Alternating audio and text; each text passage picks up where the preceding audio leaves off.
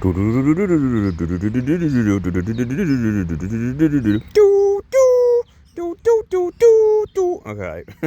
I can't do it at all. That's my terrible rendition of the Stranger Things theme song. What up, fam? It's your boy, Son of Boy 2024, streaming to you live. We are here today to talk about a very special show. Before I get to that, and yes, I have my nice nostalgic 80s-tastic blockbuster hat to celebrate Stranger Things.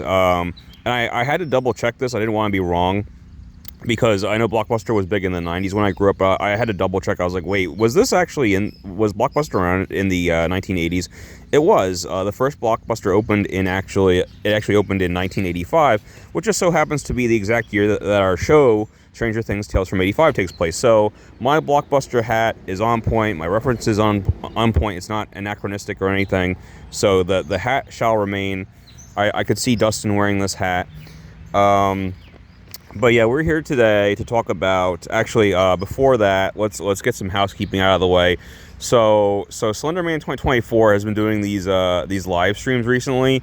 Obviously he's copying me, because I've been doing these Game Boy live streams recently. But yeah, he's doing these streams where he's playing on a Zenith TV, and he's playing a Sega, the At Games Sega Genesis plug and play, the infamous plug and play. It's very cringe. I've been watching with one eye closed, one eye open type of thing. But he keeps shouting me out. He keeps mentioning me. He keeps saying that I'm his colleague. I don't know what he means by that. I'm his colleague. Because we both make YouTube videos. I don't know what he means by that. I really wish he would stop doing that. Don't watch his streams at any cost. Don't do it. Just don't do it. Yeah, I don't know. I need to disown any association with these streams. I don't know why people think we're collaborating on them or something, or that I'm his colleague. That is not the case. That is not the case. I have no idea who he is. I don't know why I'm involved in the conversation on these things. But yeah, anyway, Stranger Things Tales from 85. It's fire. I need to review this because no one is talking about this, and the few people that are talking about this are kind of hating on it, kind of shitting on it. I don't know why. Well, I guess I do know why. So before I go into the show, let's just kind of talk about this. Let's just talk about this. So, and I apologize, I haven't done a Netflix review in quite a while. I love doing those things. I love doing things like my Wednesday review. I still need to watch and review Arcane Season 2. That's another Netflix hit. Why do I need Arcane when I have Tales from 85? We'll talk about that. We'll talk about that. Let's talk about that now. Tales from 85 has a very unique animation style, and it's obviously influenced by certain recent hits. I don't believe anyone, even though these are both Netflix shows, I don't believe anyone from Arcane was involved in this show at all. But this is definitely a case where Netflix kind of went to these animators and said, hey, Arcane was a big hit for us. Can you make this show look like that? And it's like, and they were kind of like, yeah, we can do our best. And they do a pretty solid job as far as the visuals. This show has very good visuals.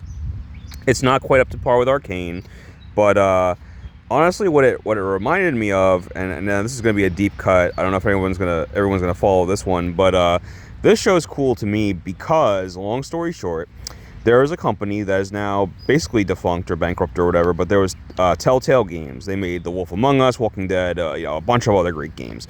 And those are some of my favorite games of all time, the Telltale games. And once upon a time, when they were doing well, they had announced all of these different projects. They classic case of spreading themselves too thin. They were doing all of these projects. Oh, we're going to do Game of Thrones. We're going to do Guardians of the Galaxy and Minecraft and Batman and all this shit. So at one point in the pipeline, they announced they were going to do a Stranger Things Telltale Games. And I was like, that would have been so cool. That would have been so cool. You could have done like an anthology format. Doing it in that Telltale Games have a very unique animation style as well. And honestly, this show kind of reminds me of that. And that's kind of how I'm viewing it. That's why I like this show, probably, because this is like the Telltale Games Stranger Things that I never got. You know what I mean? But yeah, this show, as you can tell from the title, and let me talk about the intro. I butchered the intro a couple minutes ago. So the show starts off, with the title, It's just a Stranger Things. It's doing that classic Stranger Things jingle, but then they tweak it a little bit. They add a little like new jingle to it, and that's when Tales from '85 pops up, and it's like just to show like, yeah, this isn't exactly the show that you remember. It's a little different. And a lot of people kind of rolled their eyes because Stranger Things technically is over. Season 5 ended. Season 5 actually got the finale premiered in theaters first before it hit Netflix, and I that must have been so fire. I'm so sad that I missed that. And that would have been cool to see on the big screen. But the main series is over. I know, now I'm talking about the main series. Well, that doesn't mean it's over, because Netflix sees, dollar signs. They want to keep this money train rolling, baby. So we have an animated spinoff, Tales from '85, and a lot of people saw that announcement and rolled their eyes and said, "Oh my God, it's just a fucking cash grab. It's just a cash grab. Like, it's just a soulless cash grab." And it doesn't help that none of the voice cast return. None of the. I mean, this show is all about the characters, but none of the actors reprise their roles. So that's another sign. It's like, okay, interesting. And then the show came out late April 2026, and then almost immediately it was actually greenlit for a that's something that surprised me going into this. A lot of things surprised me actually going into this, but I was surprised. I thought this would definitely wrap up by the end. I thought this would definitely be like a one and done. All right, we're doing this like little silly anthology thing, and then back to normal.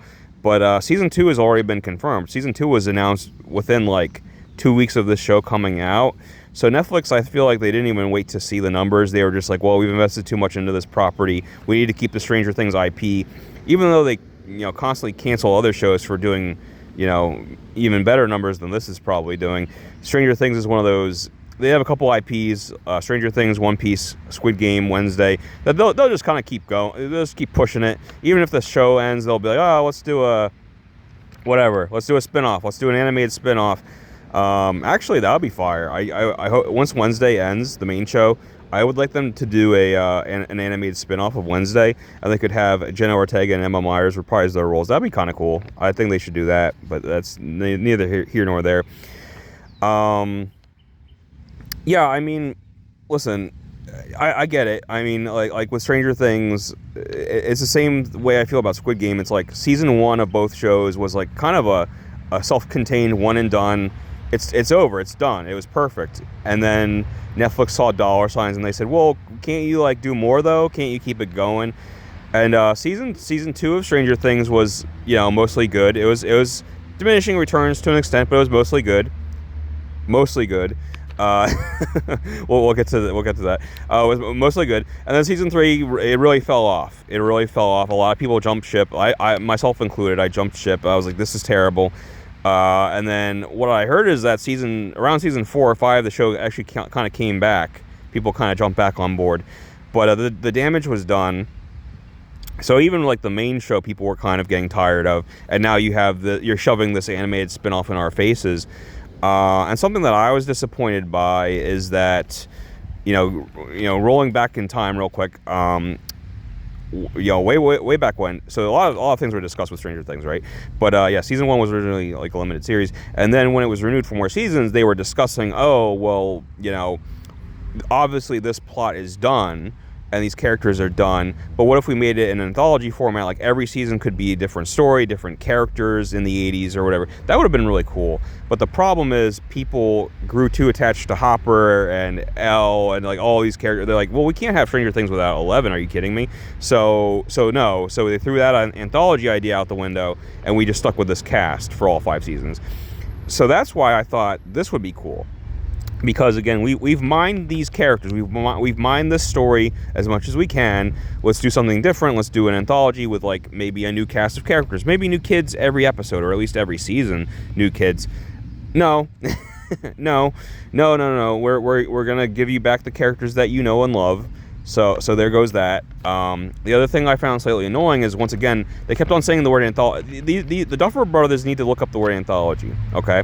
Because that's not what this is. But the Duffers said they want this to be loosely in canon, but they're like, this is kind of more like a Saturday morning cartoon you'd watch in the 80s, very episodic. You can just kind of tune in.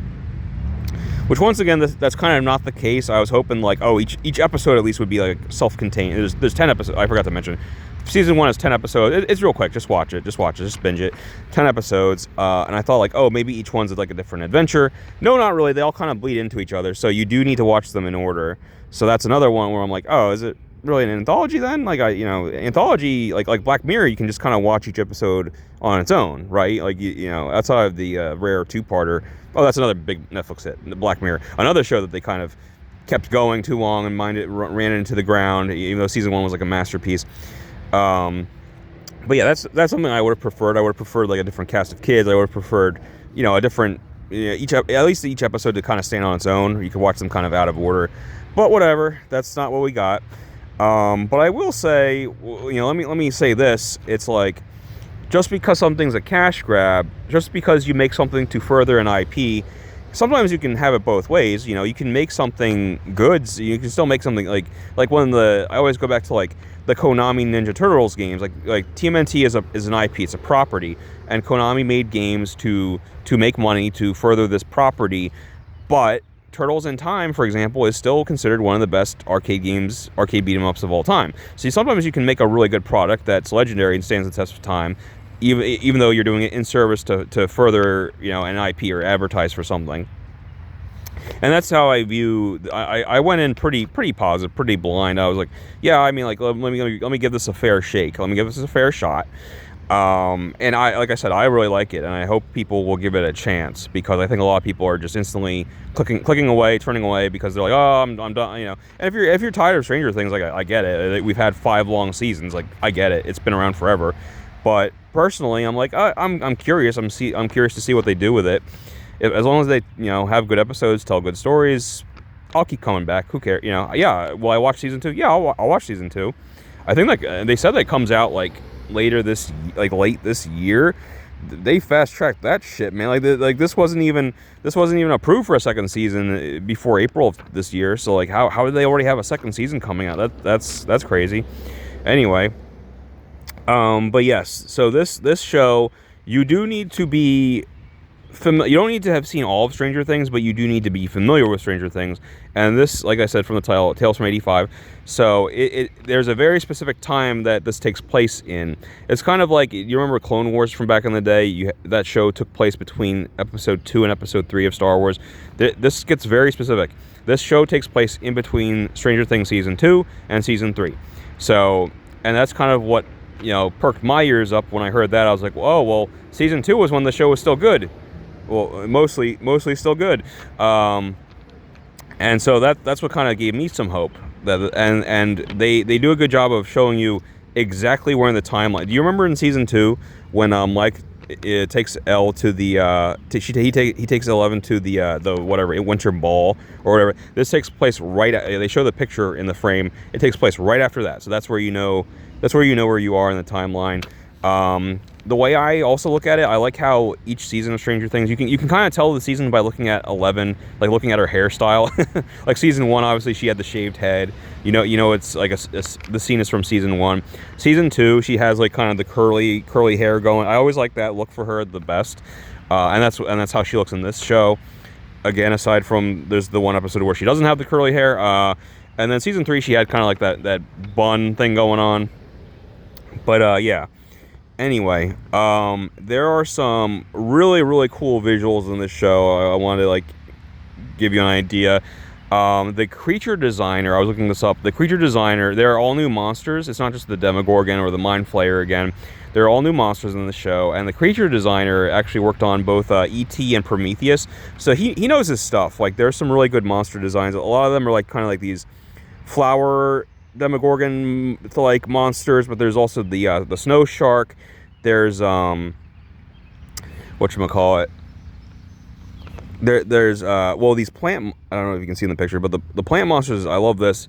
They it's almost like reminiscent of the monsters from A Quiet Place, but I like how these creatures are kind of blind, but when you see it open its mouth, it has like a nose, or has like nostrils on the top of its mouth, and it's like sniffing the air. It's like sniffing for these kids.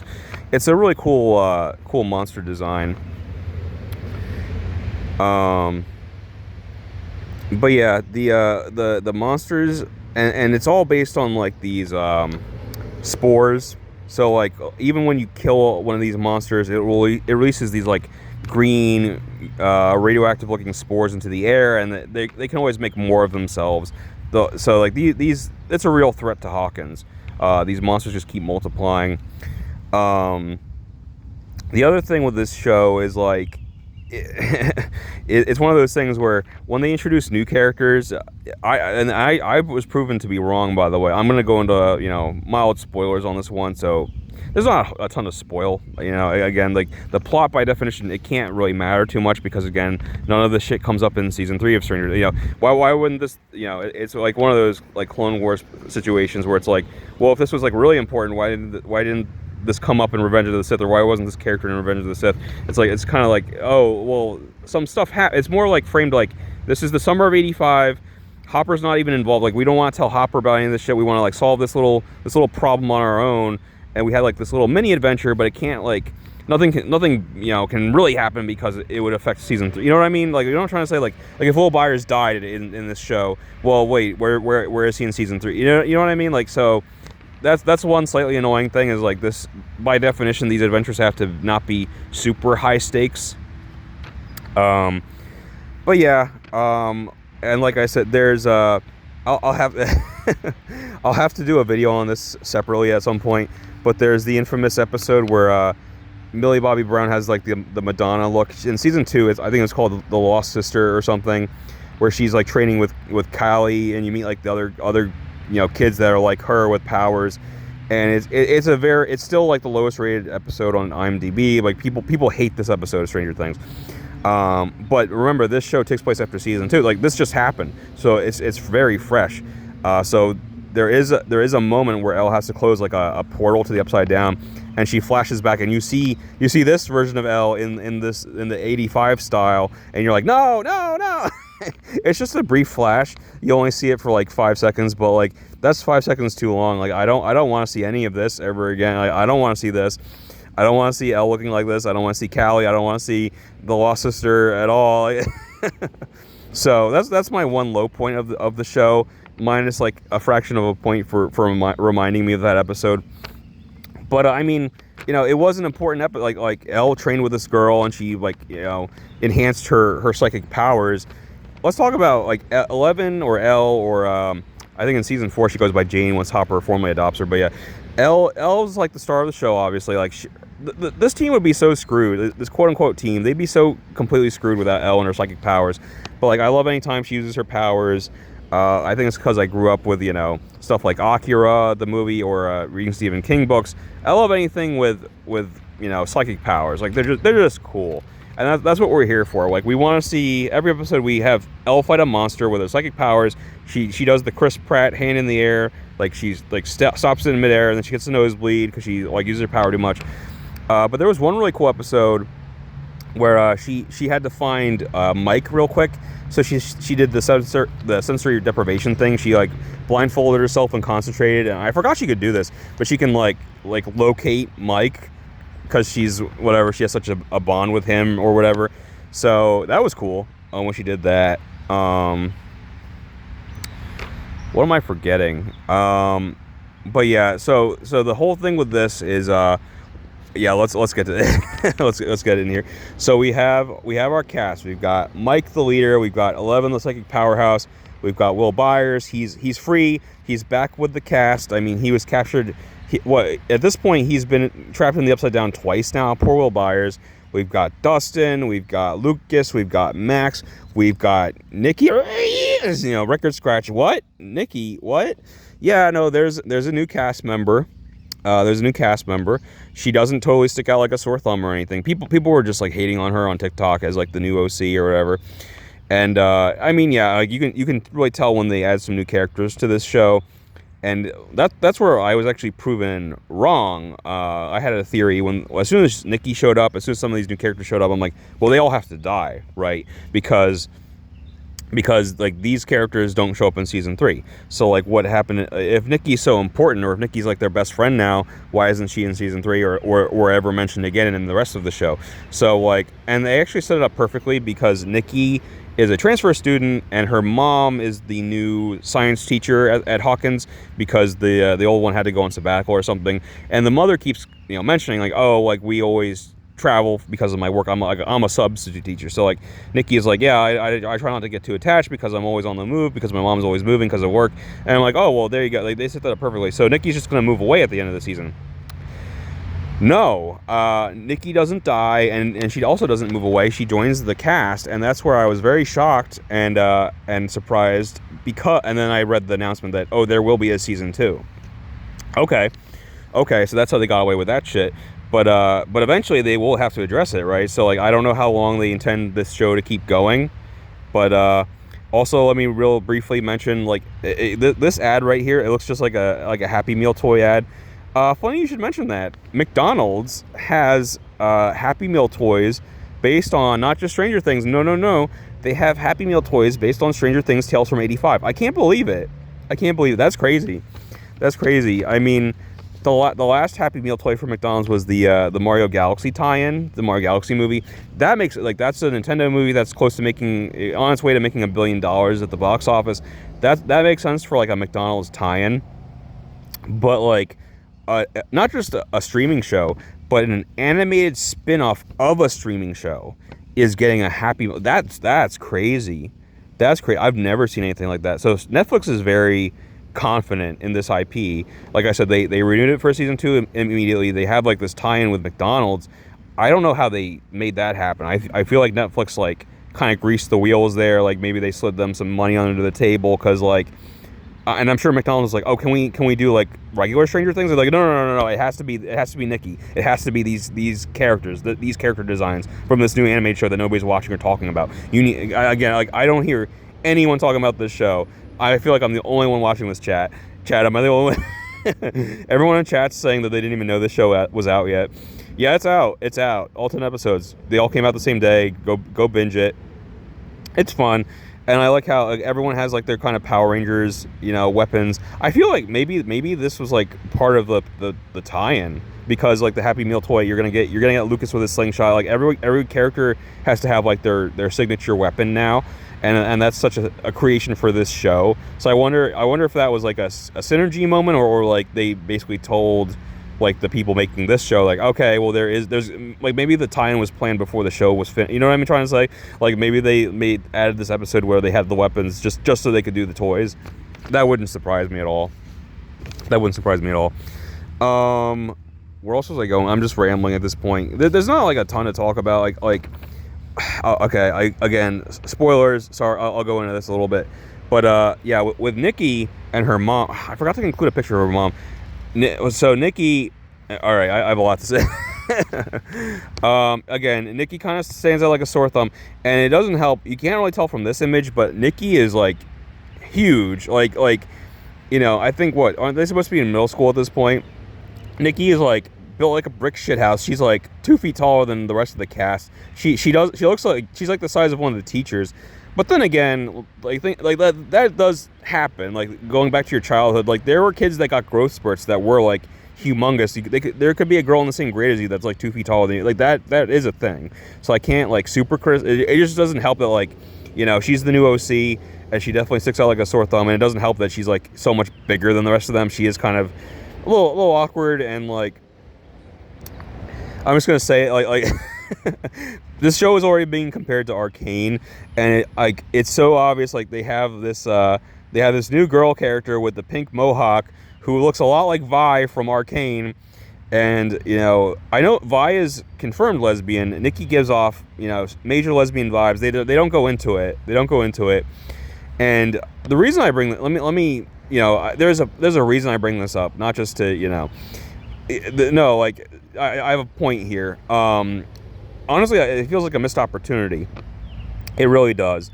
One of my favorite moments from this season was actually there's an episode where they go to like this carnival or whatever, and it's a whole thing with like Will Byers. He's been through the poor Will Byers. He's been through the ringer. That's why I was really hoping for Will to get like kind of a badass moment because he's been picked on and thrown into the upside down twice now. It's like and Nikki sees potential in Will, and they have a pretty cool little relationship, like that. Not a relationship, but like a little friendship. They have like a little bond going. In fact, so Nikki shows him how to. They have like the strongman machine, like where you hit the thing with the hammer and hit the bell, and he sucks at it. And she shows him how to swing the hammer, and that was brilliant because later when monsters attack, she steals the hammer and gives it to Will, and Will knows how to use it already, and he's pretty good with it, and that becomes his kind of signature weapon, and that was very well done. Like that was perfectly set up, and Nikki, again, so she's an OC for sure, and there's a temptation to say like, oh, she's like a Mary Sue or whatever.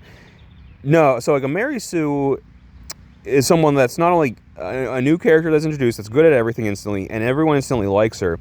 No, Nikki doesn't fit into the team instantly. Like I said, she does have like a little relationship with Will, but like most of the team, especially Mike, a lot of them don't like her. They don't want to bring her into the fold because they want to keep this. They want to keep this pretty tightly knit. You know, like they don't want people to know about 11 and her psychic powers. They don't want people to know about the Upside Down. So it actually takes a while for her to be accepted into the group. In fact, she like leaves the group at one point. So I wouldn't, for that reason alone, I would not qualify her as a Mary Sue. And I don't hate Nikki. I know she takes some getting used to, but she becomes a valuable member of the team. Like again, she's a tinkerer. She is kind of like the Donatello of the group. Like she just likes to make things. And again, she has some chemistry knowledge because her mom's the chemistry teacher. So that's cool too. She can like make like bombs and stuff. And so she makes all these weapons that the kids get and use against the monsters in the finale. She makes them. She makes these weapons. It's really cool. And then when they find out that like the plant monsters are weak to light, she makes this really cool like light gun, and she has to like use like freaking motorcycle batteries to power it. And like obviously those don't come cheap. Like she doesn't have a lot of those. She only has like a couple of shots with it. So yeah, like it's one of those things where like yeah, they need Nikki. Like they this group relies so much on Elle to fight the monsters because she has like, the psychic powers. But like Nikki's like a huge. That's why I'm glad she's sticking around for season 2. Like I mean, I'm sure they'll do something in season 2. They'll say like, oh, my mom has to move away. Sorry guys, bye. You know, I mean, they almost do that in season 1, and then I was like, okay, that makes sense. But she's sticking around for right now, and I don't hate her. I think a lot of people that are hating on her haven't actually watched the show because, like I said, you have to see how it's done. She's not a Mary Sue. She's really not. And I know she looks like Vi from Arcane. I think a lot of that is like people are like, you know, kind of reacting to her character design. Like, oh, it looks like Vi. She's like semi, you know, like lesbian coded or whatever. And people are reacting a certain way. Like like I said, she's cool. Like she makes these cool weapons for the kids. Like, watch the show. Honestly, it's funny. Like that, the way people react to Nikki. That's how I reacted to Max when she was introduced. Because 11 was like. 11 was like the girl, you know what I mean? Like it was the boys club. 11 was the girl of the team, but she was also like you know the psychic powerhouse. Like she was really cool. And then in season 2, Max pops up like, oh well, here's another girl, and I'm like, okay, what else does she have powers? Like what does she bring to the table? Well, she is a love interest for Lucas, and it's the 80s, so we will make a Mad Max joke here and there. Oh, and I'm like waiting. I'm like, is there more? Oh no. She's just so like I don't know. Like it's just funny. Like no one really complains about Max anymore. I guess I'm complaining about Max right now. But like that's how I feel. And then people just kind of got used to her, obviously. So I feel like if you just give it time, people will get used to Nikki. She's fun. Where was I going? But yeah. Bringing up her gender, or excuse me, her sexuality. There was a reason. So what I feel like was a missed opportunity, but again, we're getting a season 2, so maybe they'll go into this in season 2. Okay, again, major spoilers. I assume you've seen Stranger Things at this point. So Will Byers is gay. I know. Yeah. Sit down. You know, drop whatever you're eating or do your spit take. Will Byers is gay. I think it's season 5. He does like this 45-minute coming out scene where he like tells the whole cast, and everyone's completely taken by surprise or shock. I'm like, really? Like, don't we like mention that in like season 1? I feel like, or like, they at least like hypothesize, or they're like, oh, like, is Will gay or whatever? He doesn't seem to like girls or anything. I don't know, but like yeah, that doesn't really come as a gigantic shock to me. No offense. So Will's gay, and then Nikki. Again, it has not been revealed, but like she hasn't really particularly shown any interest in well, male or female. Honestly, she's just she hasn't really shown any interest one way or the other, but like she's coded a certain way, and there's a bee. There's a bee that's like attacking me. This bee is like a Stranger Things fan. The bee's from the Upside Down. It's trying to stop me from reviewing this show. Oh my god. Where was I going? Yeah. So Nikki, I mean, they should do that reveal where like Nikki's gay, and then she and Will can kind of bond over like, hey, it's the '80s. We're kind of trying to keep this on the DL, but like I understand what it's like to not be able to express certain parts of yourself, blah blah blah, whatever. And it can like, I don't know. I'm not like a writer on this show. I'm just saying like you can start out with something else. You can start off by saying like, oh, I like to express myself like with my pink hair, or like I listen to punk music. I wear my combat boots. I like to punch things. Like I like to express myself. But there's certain things that I wish I could express that I try to and then Will's like, yeah, there's certain things I wish I could express too, and like, oh, maybe, and they become besties because they're like, oh well, we I don't know. I mean, they're definitely forming a close like kinship. I don't know if there's like even hinting at a romance, because again, Nikki's got a surprise on her hands if she tries to ask out Will. But like that's something they could bond over if they choose to go forward with the idea that Nikki is gay. I'm just speculating at this point, but like I feel like that's like a perfect layup. You know what I mean? Like I feel like they set that up pretty well already. But yeah, Nikki needs to build them. Well, I mean, Stranger Things is all about the bikes, riding your bikes around the neighborhood. But like, Nikki needs to build them the turtle van at this point. Like, why not? You've already done like the other stuff. Like, I don't know. Is there anything else? Because this bee freaking keeps attacking me, so I'm gonna wrap this up soon.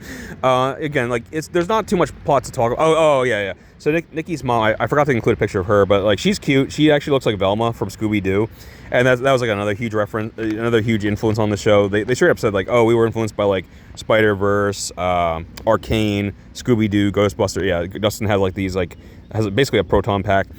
Oh yeah, let me mention the real show-stopping moments. I mean, just same thing with the main show, is when Elle breaks out her psychic powers. Like, because again, aside from until Nikki becomes part of the team and makes them like cool weapons like Will's hammer, really they're completely dependent on 11. And again, they can't go to. I know Hopper has a gun; he's a cop, but like they can't go to Hopper because he's like they're so scared that like because Hopper has just had Elle move in with him in the cabin or whatever. So like if he finds out that they're in danger, he's gonna put Elle on super lockdown. She won't be able to hang out with them this summer. It's a whole thing.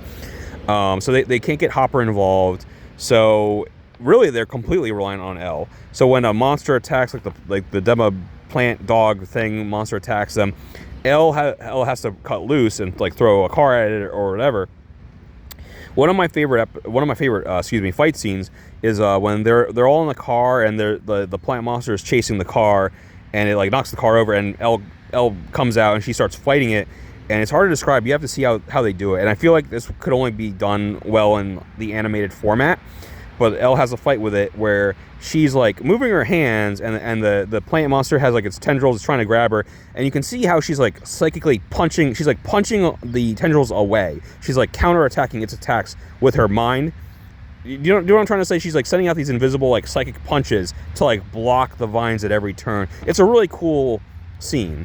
Yeah, I just wanted to mention that as a standout moment. They do the thing where like, again, it's mostly focused on the kids, but like they'll do a scene like, oh, remember Hopper, or like remember Steve, remember Nancy. Like they'll have an episode where like Steve's gonna briefly join the team for a mission, Nancy's gonna briefly join the team for a mission, like, and that's fun. That's always fun, because what happens? They take a picture of Elle using her powers, and then somehow that photo gets taken and sold to a newspaper company, and so Nancy has to like pretend to be a crazy person, and she has to like help them break into the newsroom to get the photo back. That's a really fun sequence. That's probably one of my favorite. Yeah, that's probably my favorite episode. I think that's the one. Yeah, I think that's the same episode where Elle blindfolds herself and has to like locate Will with her powers. Anyway, but yeah. So the twist again. Spoiler warning. Not much to spoil, but it's going to spoil the few things that there are. We know that like someone has recently come to Hawkins and is experimenting with like the plant life or whatever, like upside down plant life, and is creating these monsters, right? And so all like the reveal was actually I thought it was a very good twist, because it was actually a double twist. So the kids slowly put together, well, it has to be somebody that's like knowledgeable about chemistry and biology and evolution, and then they flash back to all the times where Nikki's mom has like given them advice on how to fight these monsters without knowing it. And they're like, well, Nikki's mom just came to town and she knows science, and like, well, Nikki's mom and her boyfriend Dan. But and Nikki's like, there's no way it could be my mom. There's no way. But then they reveal that in an earlier scene they showed like a scientist making the green goo that made these monsters, and it was Nikki's mom. And she constantly has to move around because her experiments quote unquote fail. So that's twist number one, is it's Nikki's mom. But no, she doesn't know anything about this. It's actually the boyfriend Dan, who used to work for Hawkins Labs, who has stolen Nikki's mom's research. But he was always, and that they did that perfectly. I like those twists where like there's a character. Wednesday does a similar twist, which I still won't give away. But they always do that twist where like it's a character that's always been around, always been in like the background or the foreground, but hasn't made much of a presence. Yeah, Nikki's Nikki's mom's on and off boyfriend Dan. Yes, he stole her. It's Dan. Dan stole her research, and he's the reason. And he's actually a huge piece of shit. They go into and don't worry, they wrap up the Dan thing. They're like, there's a reason Dan isn't in season 3. They wrap that up. Yeah, he's taken care of. Anyway, I've rambled on for over 30 minutes. Just go watch it. I know people who are on the fence, or people who like fans of Stranger Things. You're gonna love it. Even people who are kind of burned on Stranger Things, I feel like this is enough of a fresh start, just because of the animation, just because we're going back to like. I think that's the main reason why they couldn't have the actors reprise their roles, because the actors aren't kids anymore. They aren't kids anymore. They can't play the season 2 versions of them, because Millie Bobby Brown is like, she looks like she's 30 now. I don't know how old she is. She talks like an adult. She looks like an adult. They can't play their child selves anymore. The voice cast is mostly unknowns. I do want to give a quick shout out. They did a very good job of finding people that sounded like the guy that plays Hopper sounds like Hopper. The kid that they got to play Dustin, he really he did a really good job. I had to double check. I thought that was what's his name, Kevin Matarazzo or whatever. I thought they really got Dustin to come back, but it's just a kid who sounds like Dustin. So A+ on the voice cast, honestly. And I think Robert Englund was in there somewhere. I forget who he had like a small cameo. Robert Englund, aka Freddy Krueger, for those who don't know, 80s icon. So he's in this as well. They did a really good job. But yeah, that's why they couldn't get the cast to come back, because they can't sound like they did in season 1 or season 2 anymore. But yeah, we're returning. Yeah, excuse me. We are returning to our roots. We are returning to the good days, the good seasons of Stranger Things. The mostly good seasons of Stranger Things. So that's where we're at with Tales of 85, and beautiful animation style, new monster designs that look really cool. There's some really cool visuals. Oh yeah, the pumpkin. I couldn't remember the other monster. The pumpkin patch monster. Those look really cool. They look like a really cool monster from like Power Rangers or something. But yeah, the pumpkin monsters are cool. There's a really cool scene with like the pumpkin patch. There's like a pumpkin monster, and behind it it's like the night sky, but there's like a blood red moon. Like, there are really like, again, look at this picture right here. There are really good visuals in this show. So I think it's a shame if people like pass this over. People that like are burned on Stranger Things, please give this another chance. Please give this show a chance. I think you'll really like it. Again, it's only 10 episodes. Very easy to binge it, all at once or over 2 days. And I can't wait for season 2 to come out. So yeah, I will see you guys in the Upside Down.